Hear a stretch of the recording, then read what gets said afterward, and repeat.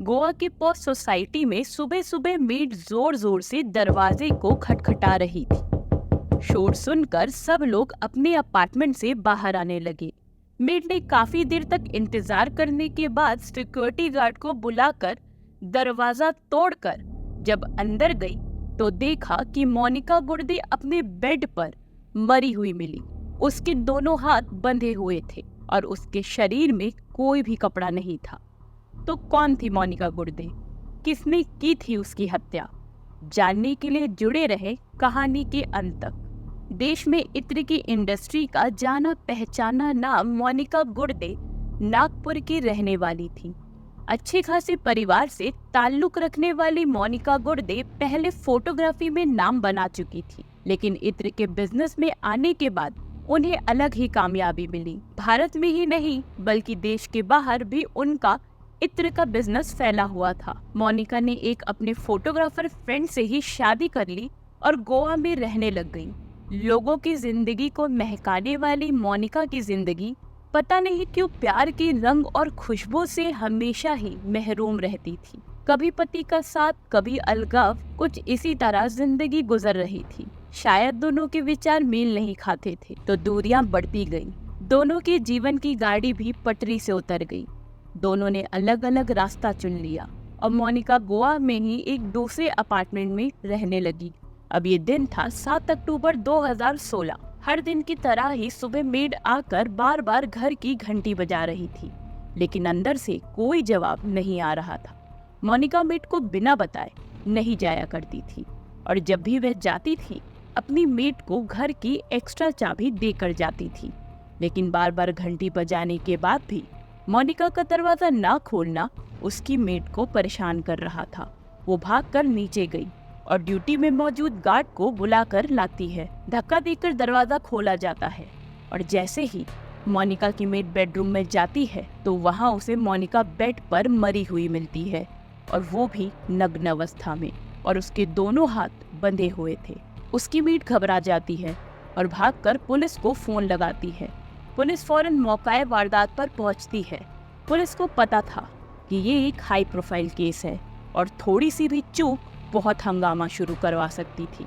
इस high profile कत्ल के मामले को सुलझाने के लिए कई टीम गठित की गई और फॉरेंसिक टीम को हिदायत दी कि गलती से भी कोई भी पहलू ना छूटे। पुलिस घर में तलाशी शुरू करती है, जिससे कुछ खास तो नहीं मिलता और ना ही कोई सुराग हाथ लगता है। लेकिन मोनिका के पर्स में कुछ डेबिट कार्ड के बिल मिलते हैं, लेकिन पर्स बिल्कुल खाली था। ना ही तो उसमें पैसे थे और ना ही डेबिट कार्ड। पुलिस को लगा कि हो सकता है ये वारदात चोरी के इरादे से की गई हो, लेकिन पर्स के अलावा घर में सब कुछ अपनी जगह पर था। पुलिस को एक बात खटक रही थी कि अगर कोई अनजान इंसान आता तो मोनिका का घर का दरवाजा अंदर से क्यों बंद था? तो हो ना हो वो कातिल मोनिका का जानने वाला ही था।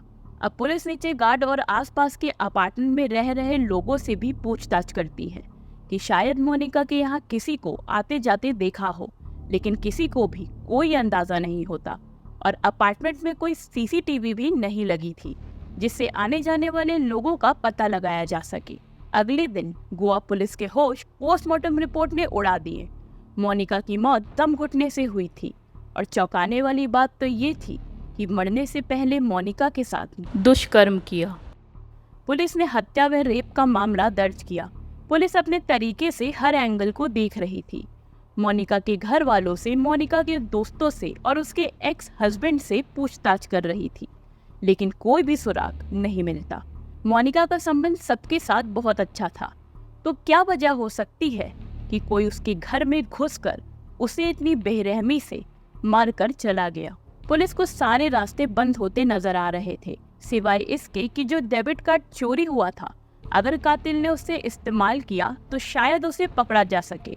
तो पुलिस ने मोनिका से रिलेटेड हर एक कार्ड को सर्विलेंस पर लगा दिया।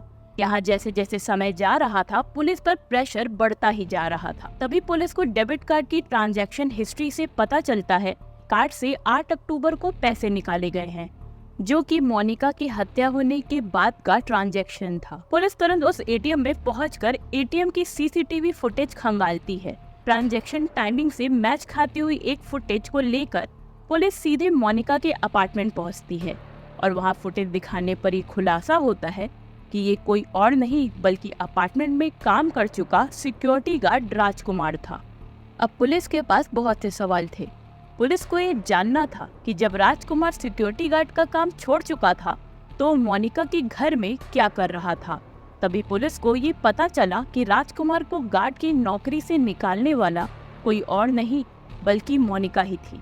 पुलिस को लोगों ने बताया कि मोनिका ने उसे कुछ समय पहले ही छाता चोरी के आरोप में नौकरी से निकलवा दिया था। पुलिस को समझ आ रहा था कि हो ना हो राजकुमार ने ये सब बदला लेने के लिए किया है। अब पुलिस को इंतजार था राजकुमार का मोनिका के कार्ड से फिर से पैसे निकालने का, और तभी पुलिस को पता चला कि बैंगलोर में कार्ड से पैसे निकाले गए हैं। गोवा पुलिस फौरन बैंगलोर के लिए रवाना होती है और साथ ही बैंगलोर पुलिस को भी अलर्ट कर देती है। बैंगलोर के उसी एटीएम में पहुंचकर पुलिस सीसीटीवी फुटेज देखकर कंफर्म करती है कि राजकुमार ने ही पैसे निकाले हैं और ये अनुमान लगाती है कि हो सकता है कि राजकुमार गोवा से भागकर बैंगलोर में आकर छुपा हो। अब पुलिस एटीएम के आसपास के हर होटल और रेस्टोरेंट में पूछताछ शुरू करती है। उस दौरान एक होटल ने कंफर्म किया कि राजकुमार वही ठहरा है, लेकिन इस समय वो होटल से बाहर है और अब पुलिस को मौका मिल गया कि पूरी प्लानिंग के साथ राजकुमार को पकड़े। पुलिस ने बड़ी ही सावधानी बरतते हुए आगे की प्लानिंग की। सारे पुलिस वाले पुलिस की वर्दी की जगह नॉर्मल कपड़े पहनकर खड़े हो गए और अब बस इंतजार था राजकुमार के होटल में वापस आने का। और जैसे ही राजकुमार होटल रिसेप्शन पर आया पुलिस ने फौरन उसको पकड़ लिया। अब पुलिस राजकुमार से पूछताछ शुरू करती है। राजकुमार का मोनिका को मारने की वजह जानने के लिए हमें कुछ महीने पहले चलना पड़ेगा। अप्रैल 2016 को मोनिका ने गोवा में रहने का फैसला किया और उसके लिए वो एक अच्छी सोसाइटी में घर ढूंढ रही थी और इसी वजह से वो सपना राज वैली अपार्टमेंट में पहुंचती है। उस समय राजकुमार ही वहाँ सिक्योरिटी गार्ड था और उसने ही मोनिका को अपार्टमेंट दिखाया, लेकिन राजकुमार तो मोनिका को देखते ही अपना दिल दे चुका था। मोनिका अपार्टमेंट देखकर वहाँ से चली जाती है। कुछ दिन बाद फिर से राजकुमार को मोनिका अपार्टमेंट में आती हुई नजर आई और इस बार मोनिका वहाँ रहने के लिए आई थी। राजकुमार की खुशी का तो कोई ठिकाना ही नहीं था, लेकिन राजकुमार तो सिर्फ एक सिक्योरिटी गार्ड था और मोनिका से बात करना तो दूर, उससे मिलना भी उसके लिए संभव नहीं था और इसलिए राजकुमार ने सिर्फ मोनिका को देखने के लिए मोनिका की गाड़ी साफ करने का काम करने लग गया। अब वो हर दिन मोनिका की गाड़ी की चाबी लेने के बहाने मोनिका को देखकर खुश हो जाया करता था और इसी बीच मोनिका की गाड़ी में रखा हुआ छाता गायब हो जाता है और शक गया राजकुमार पर। और जब उसके रूम की तलाशी हुई तो वो छाता भी वही मिल गया। मोनिका ने सख्ती से राजकुमार को नौकरी से निकालने के लिए बोला। राजकुमार ने बहुत कोशिश की अपनी गलती की माफी मांगने की, लेकिन मोनिका अड़ गई थी और फिर राजकुमार को वहां से जाना ही पड़ा। लेकिन इस बेइज्जती ने राजकुमार के मन में जो प्यार था उसे नफरत में बदल दिया। इसके बाद राजकुमार ने अलग अलग काम करके पैसे कमाने का सोचा, लेकिन कुछ नहीं मिला। राजकुमार को कहीं नौकरी नहीं मिल रही थी। परेशानियों को झेलते हुए धीरे धीरे उसकी नफरत बढ़ती ही जा रही थी और 3 अक्टूबर की रात को उसने मोनिका से बदला लेने का सोचा। वो सीधा अपार्टमेंट पहुंच जाता है। राजकुमार के लिए अपार्टमेंट में घुसना अब बिना किसी की नजर में आए मोनिका के घर तक पहुंचना बहुत आसान था। वो वहां काफी समय से काम कर चुका था, इसलिए उस अपार्टमेंट के सारे आने जाने के रास्ते उसे पता थे। राजकुमार मोनिका के घर पहुंचता है, लेकिन मोनिका वहां नहीं थी, पर वो वापस नहीं गया। उसने छत पर ही बैठकर मोनिका का इंतजार किया। राजकुमार की नफरत अब पागलपन में बदल चुकी थी। 2 दिन तक छत पर भूखा प्यासा मोनिका के इंतजार में बैठा रहा। उसे बस अब किसी भी तरह मोनिका से अपने अपमान का बदला लेना था।